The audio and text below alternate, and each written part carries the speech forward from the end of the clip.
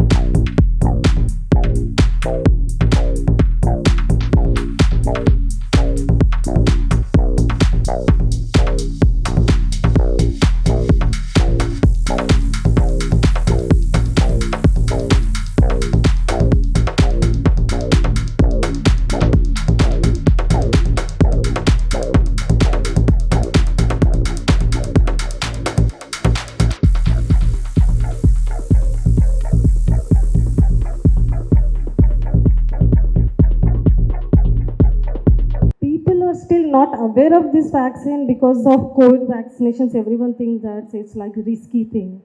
But no, if they will know what is it, then only they will know that exactly the value of the vaccinations. So today, doctors came to me, support me. What is exactly cervical cancer? Because there is a treatment for all the cancers, but cervical cancer, we never know when it will come and life will collapse. So just I want to raise a voice, want to go pan-India and want to exclaim each and everyone. So come forward and help the lives.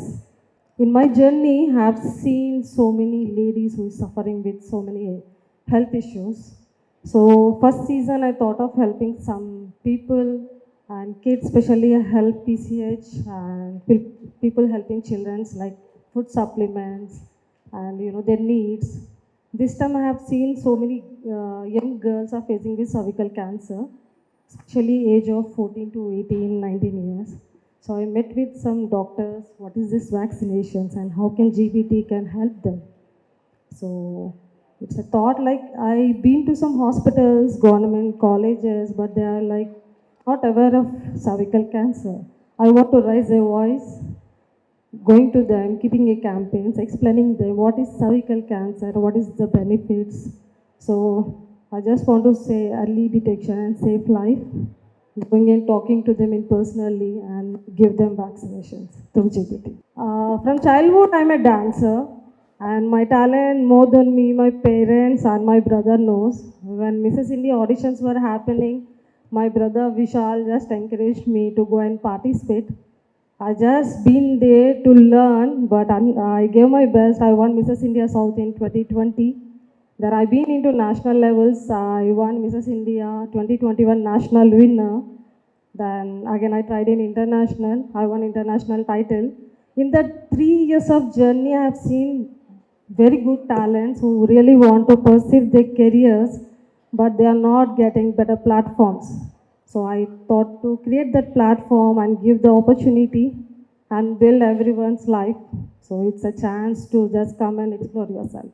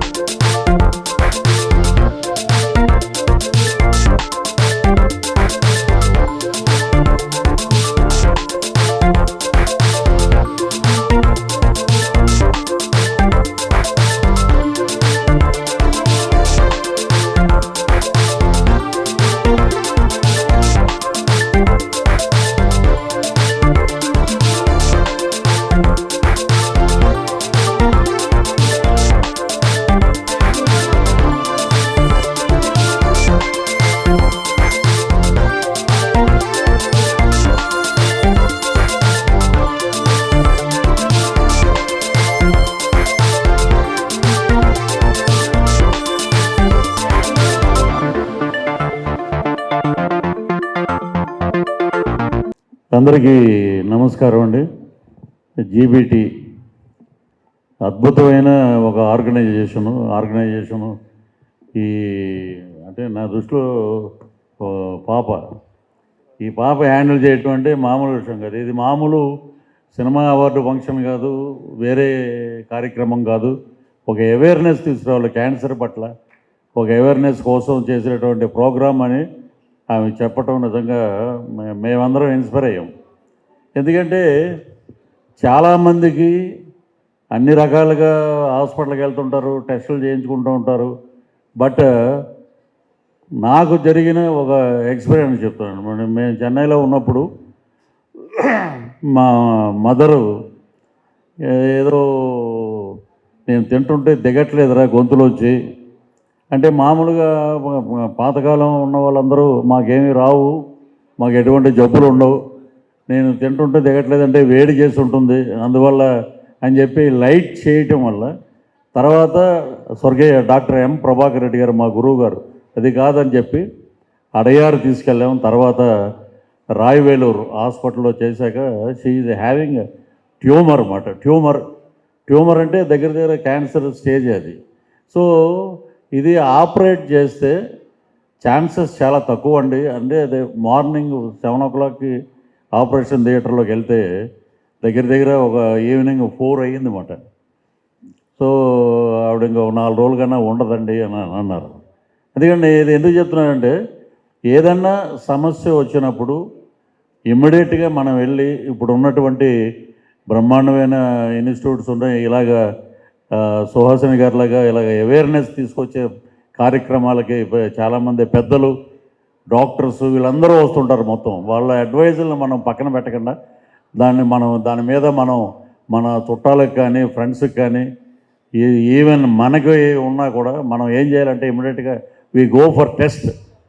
ఆ test చేయించుకుని దాని మీద అదేంటంటే స్వర్గీయ నందమూరి తారక రామారావు గారు పెట్టిన Basavatarakam cancer institute, అలాగే మా బాలయ్య బాబు గారు దాని మీద ఎంతో కృషి చేసి విదేశాలకు వెళ్ళి ఫండింగ్ తీసుకొచ్చి ఈ రోజున అగ్రగామిగా నిలబడింది అది. సో ఇది ఎందుకు చెప్తున్నానంటే, క్యాన్సర్ అనేది వచ్చింది. ఒకప్పుడు ఏమనేవారు, కాశీకి వెళ్తే వీడు చనిపోతాడా అనేవారు అప్పట్లో.